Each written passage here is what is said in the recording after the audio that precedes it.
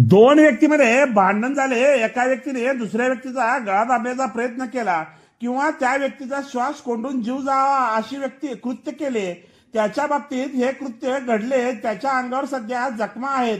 पोलिसांनी जीवे मारण्याचा प्रयत्न केला म्हणून जुन्या भारतीय दंड संहितेचे कलम 307 व नवीन भारतीय न्याय संहिता कलम 109 प्रमाणे फिर्याद दाखल केली.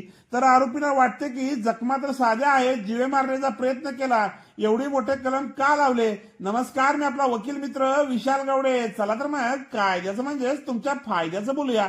तर जेव्हा एखादी व्यक्ती दुसऱ्या व्यक्तीला जीव मारण्याच्या उद्देशाने त्याच्यावर हल्ला करते, त्या परिस्थितीमध्ये समोरच्या व्यक्तीला किती व कोणत्या प्रकारच्या जखमा झालेत हे महत्वाचे नसते, तर व्यक्तीने हल्ला केला त्या व्यक्तीचा हेतू समोरच्या व्यक्तीला जीवे मारण्याचा होता का व त्याने केलेले कृत्य व त्याने अग्रेशन कोणत्या प्रकारचे होते यावर कलम 109 लावले जाते. त्यामुळे या कलमामध्ये जखमा महत्वाच्या नसून गुन्ह्याचा हेतू महत्वाचा आहे. आणि याबाबत माननीय सर्वोच्च न्यायालयाचा एस.के. खाजा विरुद्ध महाराष्ट्र सरकार या केसमधील 2023 सालातील न्याय निर्णय सुद्धा महत्वाचा आहे. त्यामध्ये जखमा सध्या साध्या होत्या परंतु हेतू हा जीवे मारण्याचा होता. त्यामुळे जुन्या भारतीय दंड संहितेमधील कलम 307 व नवीन भारतीय न्याय संहिता कलम 109 हे लागू होते असे म्हटलेले आहे. व्हिडिओ आवडल्यास व्हिडिओला शेअर करा व कोर्ट कचेरी या युट्यूब चॅनलला सबस्क्राईब करा.